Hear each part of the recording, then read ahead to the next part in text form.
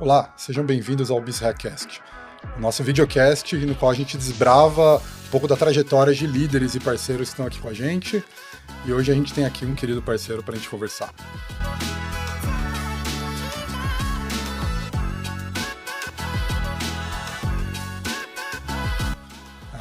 Hoje a gente vai falar sobre a evolução da relação dos brasileiros com os serviços financeiros, com o dinheiro de modo geral, como que isso mudou, como que isso veio evoluindo e como tecnologia, mudança regulatória, como as organizações estão capturando tudo isso e como o Brasil tem se tornado uma vanguarda nessa vertical, nesse segmento.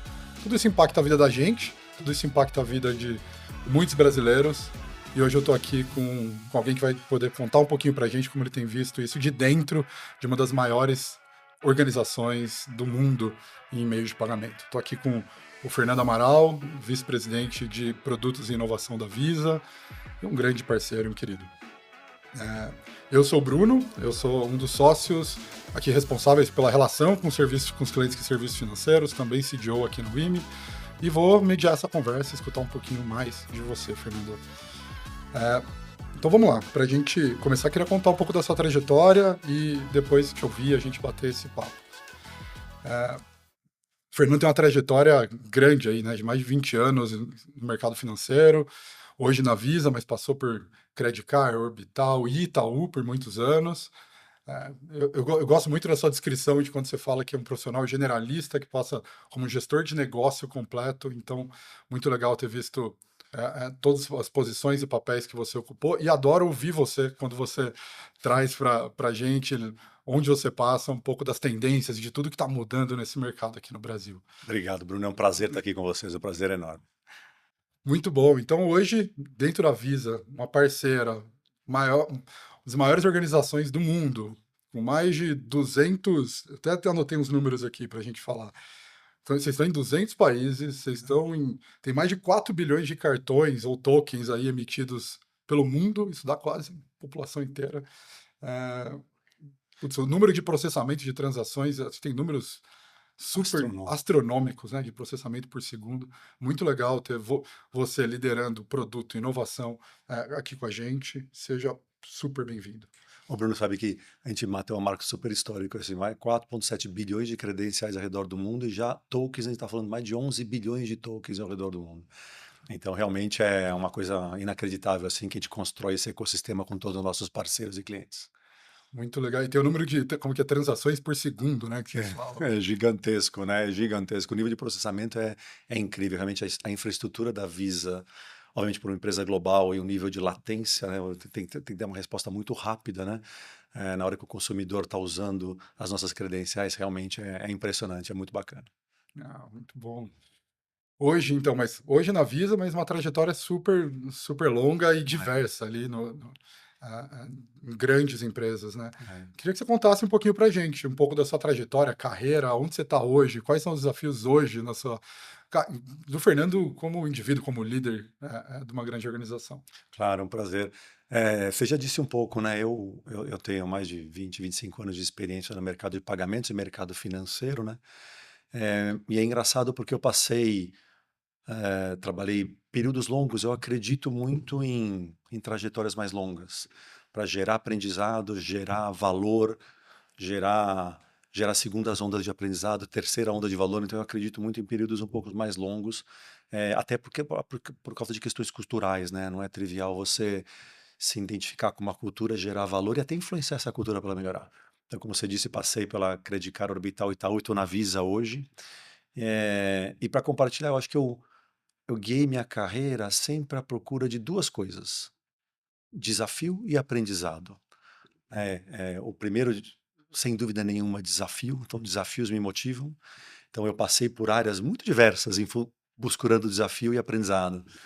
Trabalhei em crédito, cobrança e fraude, trabalhei em operações de tecnologia, trabalhei em marketing, trabalhei bastante tempo em produto, em negócio, fui responsável por alguma operação comercial também. E eu acho que essas experiências diversas em funções ou empresas diferentes, elas trazem, primeiro ponto, são desafios muito interessantes, e segundo ponto, aprendizado muito grande, né? E acho que essa composição desafio-aprendizado é o que me estimula a continuar buscando e continuar entregando valor. E uma coisa super importante, né? estar perto de pessoas que te enriquecem, pessoas que te desafiam, pessoas que trocam, né? Esse ambiente onde tem pessoas muito desenvolvidas, muito inteligentes, que te provocam e te ajudam, eu acho sensacional, né? Você tá perto de pessoas assim.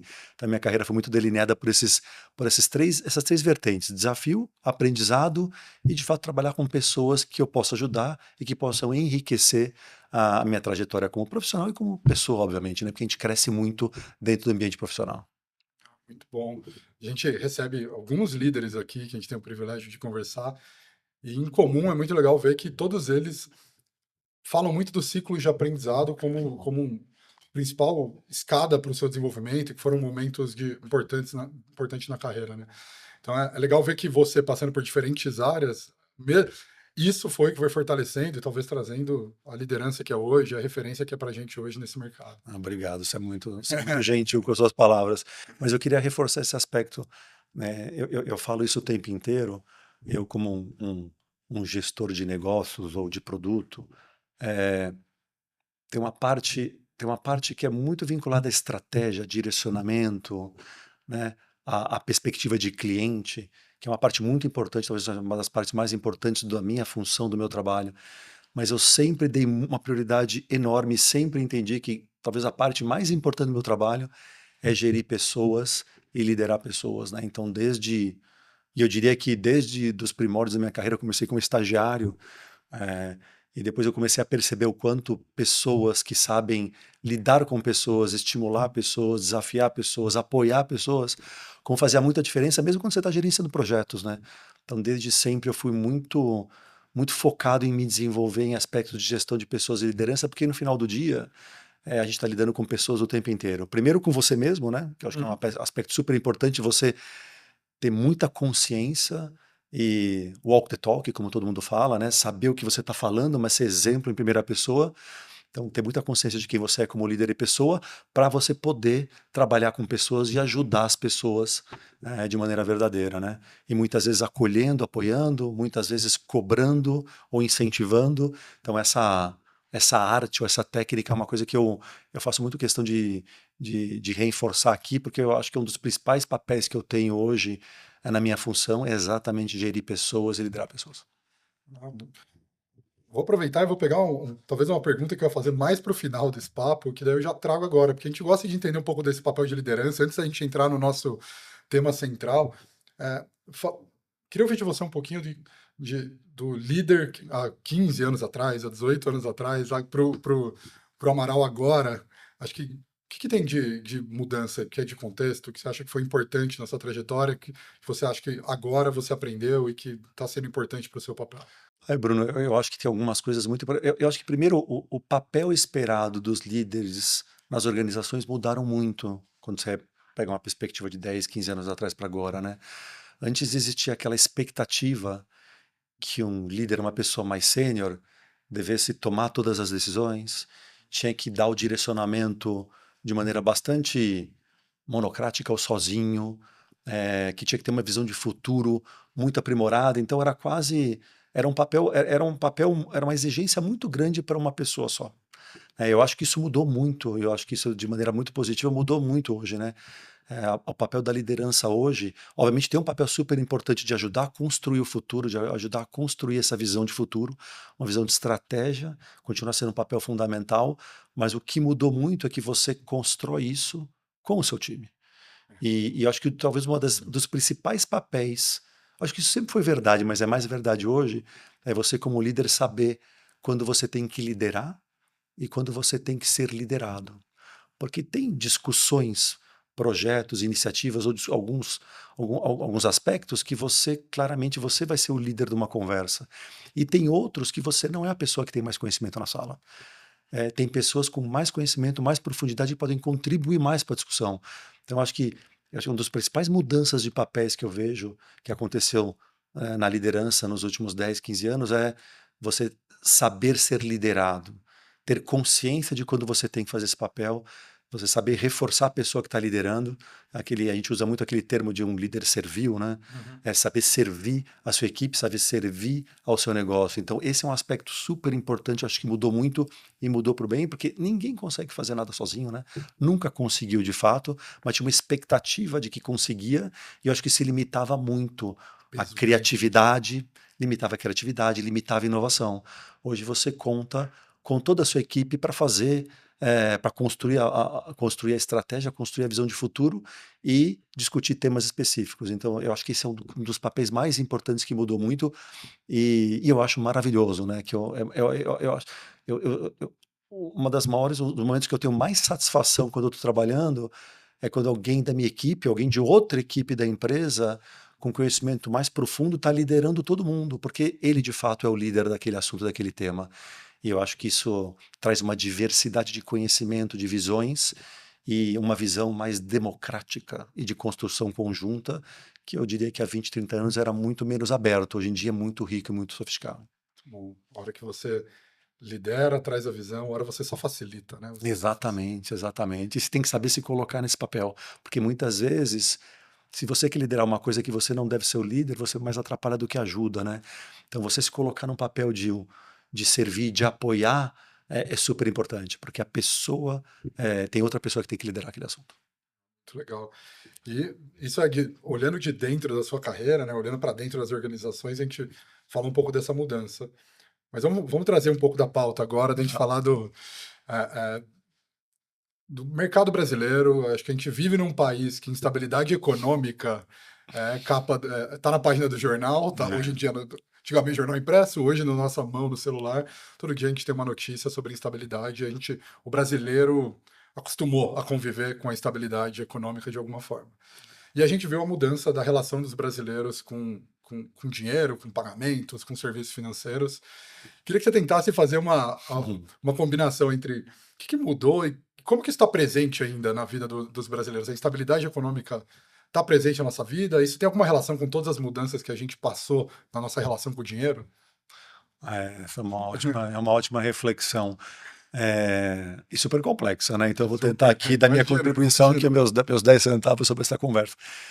Primeiro assim, de fato, ainda existem desafios enormes para ter uma estabilidade maior, e eu diria que globalmente isso é verdade também, né? Porque as coisas são muito conectadas, né? Mudanças que acontecem em grandes países ao redor do mundo afetam muito o Brasil hoje. Hoje a globalização é uma realidade e o mundo é muito conectado. Então, é mais difícil você prever e você se planejar para tudo isso, né? Então, acho que essa estabilidade ela é verdadeira no caso do Brasil, mas ela é causada também por questões globais, né? Uhum. O que virou uma variável a ser considerada, né? Uma variável do jogo. Mas eu queria só colocar uma perspectiva, porque ao mesmo tempo que isso é verdade, eu vivi no começo da minha carreira um período inflacionário de 30 a 40% de inflação ao mês. E eu lembro que depois de 5 dias, você não tinha condição, seu dinheiro perdia muito valor. Nos primeiros dias de quando você recebia, tinha uma corrida aos supermercados para fazer as compras do mês, porque o dinheiro perdia muito valor em 30 dias. Eu lembro que eu trabalhava em crédito, a gente tinha que fazer ajustes de limite, basicamente 2 vezes por mês, 3 vezes por mês, porque o limite de crédito das pessoas que tinham cartão de crédito perdia valor em 30 dias. Por que eu estou dizendo tudo isso? A gente tem estabilidades, mas eu acho que o Brasil, você pegar uma perspectiva histórica, o nível de estabilidade que a gente tem hoje, comparando a 20, 30 anos atrás, com o Plano Real e tudo o que aconteceu, eu acho que trouxe condição de florescer uma série de coisas no mercado brasileiro que a gente vê hoje acontecendo. Então, as estabilidades fazem parte da nossa vida, mas eu acho que a perspectiva histórica a gente é mais estável hoje do que a gente vivia 20, 30 anos atrás. Por que eu estou reforçando esse ponto? Porque eu acho que essa estabilidade e o mercado financeiro teve que lidar com períodos inflacionários muito grandes, lá 20, 30 anos atrás. Então, o mercado financeiro e de pagamentos do Brasil teve que se sofisticar e evoluir muito, exatamente porque o dinheiro perdia muito valor rapidamente. Então, acho que um dos elementos que fez com que o mercado financeiro e de pagamentos do Brasil seja tão desenvolvido, e comparado com economias do mundo, ele é super desenvolvido, eu acho que parte está lá naquele período inflacionário que você teve que desenvolver mecanismos para lidar com dinheiro e não perder valor com dinheiro durante esse tempo. Então, isso é um aspecto super importante que você vê, essas bases estão desde lá. E pegando o seu ponto, assim, mesmo assim, tem uma parcela muito grande da população brasileira e eu diria de pequenos empreendedores, que cada real faz diferença, né? O Brasil é um país que ainda tem um trabalho muito grande de desenvolvimento social e de melhoria de renda per capita, né, e distribuição de renda, né? Então tem muitas pessoas ainda que cada real faz diferença, né? E aí colocando uma perspectiva histórica, então o período inflacionário ajudou o mercado financeiro, o mercado de pagamentos a desenvolver, mas mesmo assim ainda existe essa carência ou esse cuidado que todo real faz muita diferença no final do dia, seja para as pessoas físicas ou para pequenas e médias empresas, né? E eu acho que é aí que o mercado vem se desenvolvendo cada vez mais. Ao mesmo tempo que ele se desenvolveu, ainda como cada real faz diferença, e isso é uma coisa muito boa que eu vejo hoje em dia, um nível de consciência maior e de exigência maior das pessoas em relação aos produtos e serviços que a gente oferece, né? O Código de Defesa do Consumidor também foi um aspecto super importante para garantir o direito dos consumidores obviamente, garantir que as empresas prestem um serviço melhor e respeitem os direitos do consumidor. Então, o mercado vem se desenvolvendo onde, apesar de cada real fazer diferença e continua sendo uma verdade, as empresas e pessoas estão mais conscientes, eu diria até mais exigentes. E hoje em dia você tem uma diversidade de produtos, serviços e empresas prestando serviço muito maior. A competição é maior, o que faz com que as empresas e pessoas tenham mais escolhas, né? Se você olha 20 anos atrás, o nível de escolha ou possibilidades era muito menor. E hoje é muito maior. Então, então o mercado brasileiro, e eu estou falando mais do mercado financeiro e pagamentos, é muito desenvolvido, tem uma diversidade de competição muito maior, as pessoas e empresas estão mais conscientes, têm mais clareza dos seus direitos, ficaram mais exigentes e a digitalização vem coroar tudo isso com uma velocidade muito maior. Então vira um mercado absolutamente pujante, super intenso, competitivo, o que é excelente, porque vai ser melhor para as pessoas, melhores empresas. Então eu vejo o mercado se desenvolvendo muito bem, assim, de 30 anos para cá, quando você olha hoje, é incrível os movimentos que teve, as ondas que tiveram de bancarização e digitalização. É incrível o que aconteceu no mercado financeiro e pagamentos no Brasil. Adorei entender essa relação lá do período inflacionário, como isso protegeu o seu dinheiro, vem na raiz, no cerne ali do mercado brasileiro, para você começar a desenvolver toda a capacidade desse mercado para ser tão desenvolvido, tecnológico, e hoje, inclusive com avanços regulatórios importantes para que impacta a gente como indivíduo, como consumidor, a ter uma experiência mais invisível, como a gente fala, ter todos eu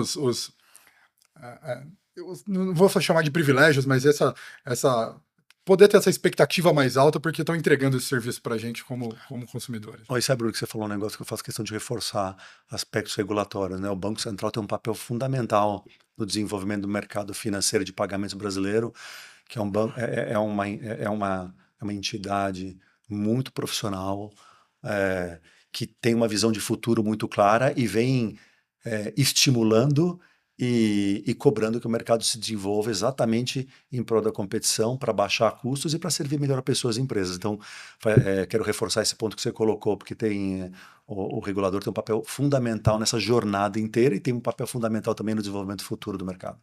Muito bom. Você trouxe esse tema da expectativa alta, eu lembrei de um relatório, acho que da Salesforce de 2023.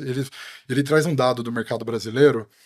Ele falou que acho que em 2023 os brasileiros 40% dos brasileiros trocaram de banco ou quase trocaram de bancos.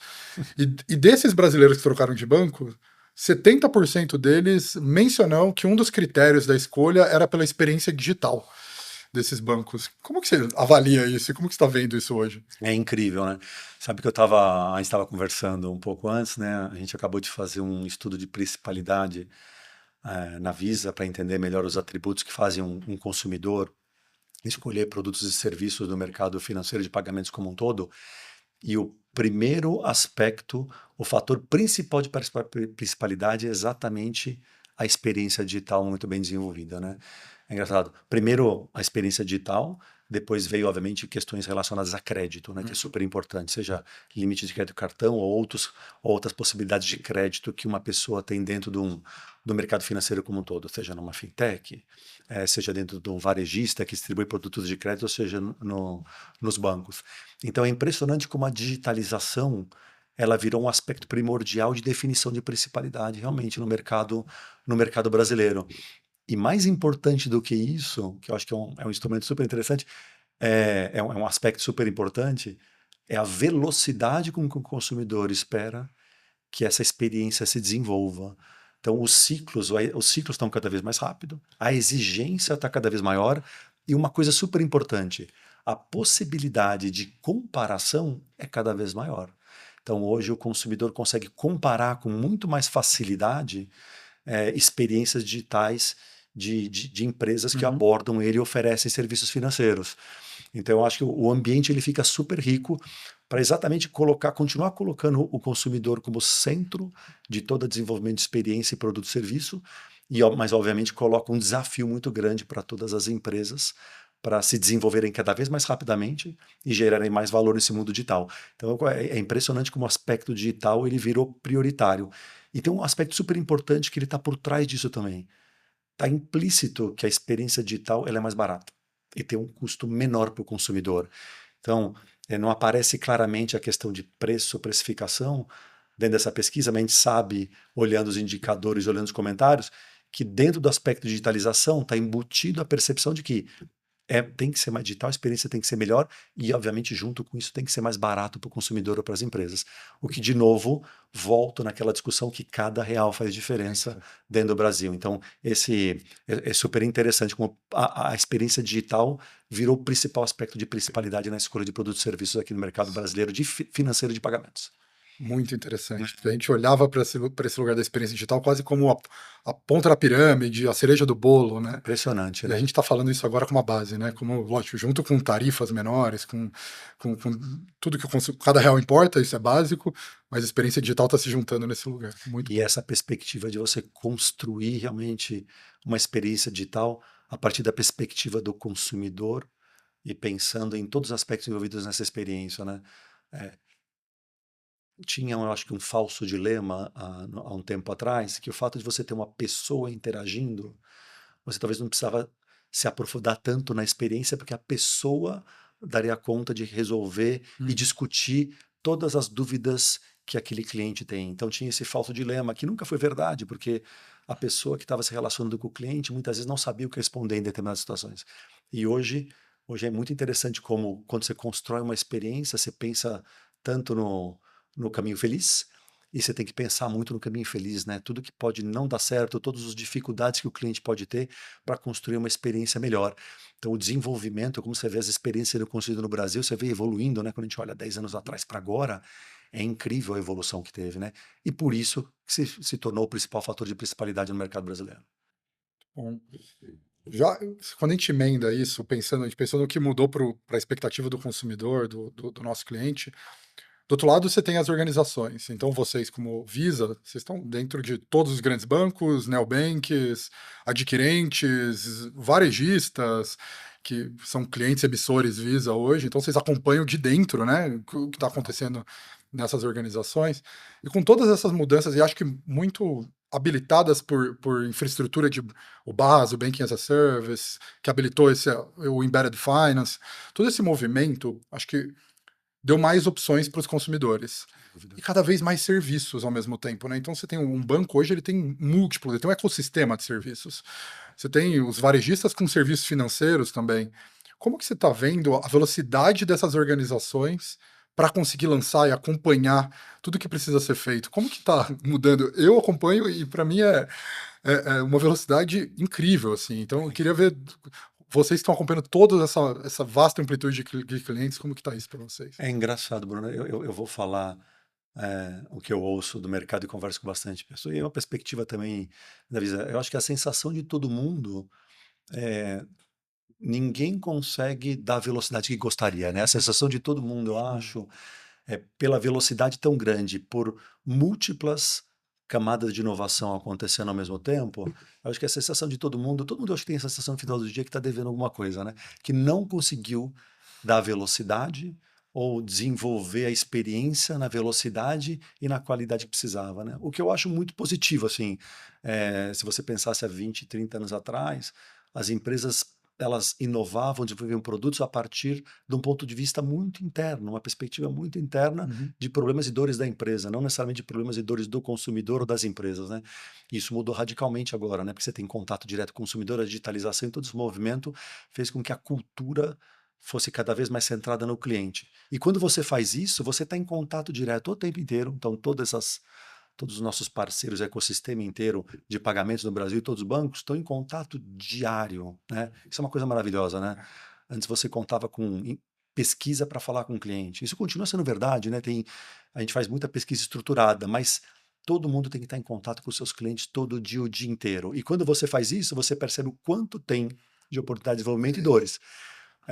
Então eu acho que a sensação de todo mundo é que a gente deveria estar fazendo muito mais e muito mais rápido, né? O lado bom da história é que de fato a gente está fazendo muito mais e muito mais rápido quando a gente compara com os últimos 5 ou 10 anos, né? Mas eu sou muito otimista em relação a como a gente vai desenvolver isso, né? Quando você tem plataformas tecnológicas mais modernas, mais flexíveis, né? Obviamente Generative AI chegando e facilitando muito a construção de produtos e serviços ou apoiar clientes com agentes, que eu acho que a gente vai começar a falar muito daqui a pouco. Já estamos falando muito sobre agentes baseados em Generative AI, que acho que vai crescer muito. Eu sou muito otimista que a gente vai, como o mercado inteiro, todas as empresas, a indústria inteira vai conseguir dar mais velocidade, ser mais customizado, mais personalizado para atender melhor pessoas, consumidores e empresas. Então, eu sou muito otimista que a gente está no limite aqui, na vanguarda de ter uma velocidade muito maior, em função, obviamente, dessa mudança gigantesca de infraestrutura mais moderna que o mercado inteiro está passando, e, obviamente, o advento de usar agentes baseados em Generative AI para suportar pessoas, ajudar a tomar decisões de maneira absolutamente customizada, né? Então, a sensação de todos, eu acho que a gente está devendo. Todo mundo acha que poderia estar fazendo mais, respondendo direto a sua pergunta de novo. O que eu acho ótimo, porque a gente está colocando as coisas no lugar certo. A gente tem que fazer muito pelo consumidor, pelas empresas. A gente está no começo da jornada, eu diria. Mas eu, de novo, sou muito otimista porque eu vejo tecnologias ou ferramentas aparecendo que vão dar muito mais velocidade para tudo isso. Então, acho que esse é o sentimento que todo mundo tem por trás dessa revolução que a gente está vivendo. E ainda nessa perspectiva, vocês como Visa, eu enxergo vocês como um catalisador desses emissores, desses que vocês têm pô, inteligência artificial é o negócio de vocês há muitos anos, Sempre. dados, sempre foi. E vocês conseguem acelerar esse movimento. Você tem algum exemplo de o que vocês estão lançando de produto para o mercado brasileiro? O que vocês estão fazendo que acelera esse desenvolvimento dos parceiros e dos clientes de vocês? Claro, claro que sim. Eu posso dar um exemplo, claro. E é engraçado que a Visa, o DNA da Visa, ele é muito focado, eu sempre digo isso, o DNA da Visa é focado em 3 coisas. Primeiro, foi um modelo absolutamente inovador, surgiu lá atrás, mas ele foi baseado em 3 coisas muito importantes. Uso de tecnologia, obviamente, para conectar 200 países, conectar o mundo inteiro, então super uso intenso de tecnologia, é moderno. Dados, a favor, obviamente, para conectar todo esse ecossistema, leitura de dados, inteligência de dados. E o terceiro aspecto é inteligência artificial, né? A Visa sempre foi baseada nisso. Hoje a gente tem mais de 100 produtos que são baseados única e exclusivamente em inteligência artificial para gerar valor para os nossos clientes, né? E a gente se enxerga como um grande catalisador, né? Um grande provedor de tecnologia, dados, inteligência artificial e know-how para estimular o mercado inteiro, né? Então a gente tem um papel super importante nisso. Eu queria dar um exemplo, tem um exemplo super interessante que eu acho que ele diz muito sobre como a gente vai se desenvolver no futuro.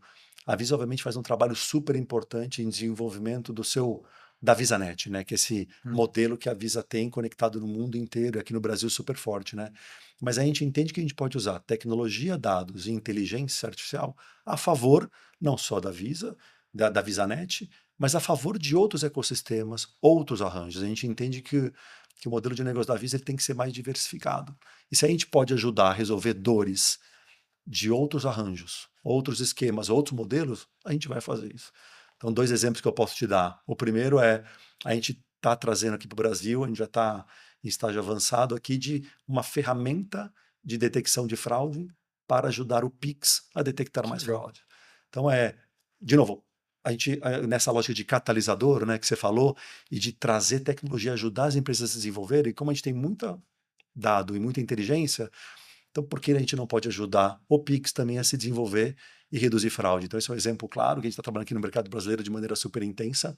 E um outro super importante, que eu acho que fala muito sobre esse modelo, sobre essa visão de futuro, é a gente construir uma plataforma de tokenização para ativos bancários, que chama Vitep, E a gente está participando super intensamente dos pilotos do Drex, que a gente acredita muito nesse conceito de cripto, de moedas digitais no futuro, e a gente também entende que a gente pode ajudar muito o mercado a se desenvolver, ajudar o Banco Central a ajudar o mercado a desenvolver essa moeda digital, que eu acho que vai ter um papel super fundamental no futuro. Então, acho que esses dois exemplos dão muito claro. A gente é um catalisador e um fomentador, e a gente tem um foco muito grande em melhorar a experiência na VisaNet, mas a gente pode fazer mais do que isso. A nossa proposta é amplificar a nossa atuação para gerar mais valor, porque o que importa é que os consumidores e empresas tenham uma experiência melhor. E se isso pode acontecer na VisaNet, pode acontecer dentro do Drex, pode acontecer dentro do Pix. O nosso papel é maior do que só a VisaNet. Eu acho que é super interessante essa abordagem, essa visão de futuro que a gente tem. Muito bom enxergar vocês de maneira mais agnóstica, olhando para diferentes arranjos, né? Sem ser o de vocês e entendendo esse mercado com outros arranjos não precisam ser concorrentes. Então, muito bom. Muito legal isso. Eu já quero fazer a ponte que vocês estão trabalhando, então, pensando na moeda digital brasileira, dentro do. Apoiando outro arranjo como o Pix, que pode ser concorrente, mas pode não ser, como você trouxe. É, olhando para esse movimento e mirando no futuro, mirando no que o mercado brasileiro eventualmente pode ser, ou o mercado global de pagamentos, eu já ouvi algumas vezes você falando da sua visão de como seria o pagamento do futuro, de como seria essa relação. Eu queria ver se como que essa visão está atualizada na sua cabeça, porque você está sempre conversando sobre tendências, né, Amaral? É. Queria ver como que você imagina que vai ser o pagamento, sei lá, em 10, 15 anos. Eu gosto quando você usa a sua bola de cristal e É. traz pra gente essa visão de futuro. E é só uma perspectiva, minha opinião. Deve ter mais 1 milhão por aí. É muito É bom. muito difícil prever o que vai acontecer em 10, 15 anos agora, né? Era muito difícil fazer essa previsão há 10, 15 anos atrás, agora é mais difícil ainda. Mas eu gosto de usar tem um caso de uso que eu acho muito interessante, que talvez ele exemplifique muito o pensamento que a gente tem de futuro e como a gente gostaria que as coisas acontecessem. Imagina que eu vou muito para o interior, em Itu. Então eu fico imaginando esse caso. Imagina que eu estou saindo da minha casa, dentro do meu carro. Meu carro, obviamente, está conectado, né? Uhum. E aí a gente começa a trabalhar alguns conceitos de Internet of Things, Internet das Coisas. Então, meu carro já está conectado. E o meu carro, durante o meu trajeto, ele sabe que eu vou precisar abastecer, porque não dá para chegar até a minha residência com a quantidade de combustível que eu tenha. E, obviamente, tem opções de combustível, carros híbridos. E eu imagino esse meu carro eh, conectado com os postos de gasolina na rodovia Castelo Branco, por exemplo, e ele, através, obviamente, de inteligência artificial e a conexão baseada na internet das coisas, ele negociando com os postos de gasolina qual é a melhor condição de combustível. Então, ele já está fazendo esse trabalho por mim, simplificando minha vida e fazendo com que cada real conte, que é super importante. Ele também sabe que eu tenho o hábito de parar no posto de gasolina e tomar um café, talvez comer um pão com manteiga na chapa, que eu adoro. Então, ao mesmo tempo, ele já negocia com o posto de gasolina, com a loja de conveniência, quais são as condições, se tem o produto que eu quero. E ele, obviamente, já faz todo esse planejamento. Eu chego no posto de gasolina, consumo o que eu tenho que fazer. Obviamente, a credencial já está invisível, então eu não preciso me preocupar absolutamente com o pagamento. Todo o pagamento vai ser feito automaticamente, com base no consumo que eu fiz. E eu chego finalmente lá no meu destino. Então, esse caso de uso, ele exemplifica para mim 3 coisas importantes, né? É, é, Através da internet das coisas, um mundo mais conectado e poupando o tempo das pessoas e facilitando a vida das pessoas, que é o aspecto super, super importante número 1. Outro, pagamentos invisíveis. Eu acho que no tempo o pagamento vai estar invisível, vai ser muito mais fácil de fazer, a fricção tem que diminuir bastante, a gente evoluiu muito, mas tem muita coisa para fazer. Terceiro, inteligência artificial a favor do seu hábito, de como você é, absolutamente customizado e tentando economizar cada real, que eu acho que super é importante, cada real faz muita diferença, e obviamente facilitando a sua experiência inteira, né? Já te dando o trajeto. Então, esse caso disso, para mim, ele exemplifica muito esse modelo de futuro. E, obviamente, tudo tokenizado, né? A gente imagina que o mundo será absolutamente tokenizado. A economia tá passando um processo de tokenização de diversas maneiras para trazer mais segurança e mais privacidade para todos nós. Então, esse caso de uso, para mim, ele exemplifica muito bem uma visão de futuro. Eu adoraria que isso acontecesse comigo, e tem outros milhares de casos de uso que a gente pode usar esses elementos tecnológicos para prover uma experiência melhor para as pessoas. Muito bom. Eu particularmente, entendo que é mais seguro, entendo que é uma experiência invisível, completa, mas o que eu gosto muito é que tá tomando a melhor decisão por mim nesse seu exemplo, Exatamente. que falar para você que muitas vezes eu não sou a pessoa mais centrada em tomar a melhor decisão, em fazer tanto planejamento, então é muito legal imaginar uma visão de futuro no qual a inteligência artificial está ajudando a gente a tomar a melhor decisão financeira. Que eu acho que é um aspecto que esse é um aspecto que tem que te ajudar muito, né. Eh, eu acho que tem elementos que ajudam as empresas e pessoas a fazerem gestão financeira melhor, né. Mas eu acho que a gente está engateando nesse assunto ainda no mercado. Uhum. Eu diria que globalmente, o mercado inteiro e no Brasil também, ferramentas que ajudem empresas e pessoas a gerir melhor o fluxo de caixa, né, a economizar cada real, eu acho que é uma coisa que vai avançar muito, né. Você vê muitas empresas, fintechs, bancos, trazendo conceitos de bolsos na experiência Uhum. digital ou chamando de cofrinhos, Isso. né, para ajudar as pessoas a gerenciarem melhor seu fluxo de caixa, o seu investimento a favor do seu fluxo de caixa, a favor do seu futuro. Mas eu acho que esses modelos de gestão financeira, seja para pessoas físicas ou para pessoas jurídicas, é uma coisa que vai evoluir muito no mercado brasileiro. E você vê todo mundo se desenvolvendo para isso, né? A Visa também trabalha bastante isso com uma empresa chamada Celero para ajudar empresas a gerirem melhor seu fluxo de caixa e suas despesas, mas acho que o mercado inteiro está muito imbuído e focado para fazer essa evolução e ajudar as pessoas a gerenciarem melhor a sua vida financeira. Eu ficaria aqui nesse papo com você por horas, sendo sincero, como a gente faz, como acho que você tem apoiado outros líderes com essa visão de futuro, com o que a gente está enxergando sobre comportamento de consumidor. Mas eu queria, indo para o nosso encerramento aqui, queria te perguntar sobre o que você deixa de mensagem ou recado para quem acompanha a gente, quem está acompanhando, está assistindo aqui, está ou entrando na área de pagamentos agora, ou está buscando evoluir como líder. Acho que mensagens principais para quem está acompanhando antes da gente fechar. Obrigado, obrigado, é um prazer estar aqui. Eu ficaria muito tempo com você aqui. Eh, Duas reflexões, uma sobre o mercado de pagamentos, como a gente faz, o que a gente pode fazer para evoluir o mercado de pagamentos e o mercado financeiro. Eu acho que de fato a gente falou um pouco, no Brasil, cada centavo conta, para as pessoas e para as empresas. Então, tudo que a gente puder fazer para trazer, baratear o custo para as empresas e, super importante, ajudar pessoas e empresas a gerirem melhor a sua vida financeira. Ainda é um desafio no mercado brasileiro, não é trivial fazer isso. Então, o primeiro convite é: vamos fazer isso melhor. E também trabalhar melhor a concessão de crédito, né? Eu acho que a parte de crédito é um ponto ainda que evoluiu muito no mercado brasileiro nos últimos anos, mas tem um espaço muito grande para pessoas e empresas terem acesso mais facilitado a crédito, né? Eu acho que o convite é esses dois. Como que a gente faz para evoluir o nível de concessão de crédito no mercado brasileiro? E segundo, ajudar as pessoas a se desenvolver financeiramente. Acho que da perspectiva do mercado eu diria isso. E da perspectiva de desenvolvimento pessoal ou de carreira, eh, eu diria duas coisas. Tenha clareza do desafio que você está assumindo, ou procure desafios o tempo inteiro para desenvolver. Quando você encontra um desafio maior do que a sua experiência, maior do que suas habilidades, é aí que você se desenvolve. Então, eu diria sempre procure desafios. Obviamente, você tem que ter condição mínima de encarar esses desafios, mas o desafio tem que ser maior do que a sua competência instalada. É aquele frio na barriga. Quando você sente aquele frio na barriga, significa que você está tirando você mesmo da zona de conforto. Então, é sempre procurar desafios maiores do que as habilidades e conhecimentos que você adquiriu até agora. E tão importante quanto, se cerque das melhores pessoas.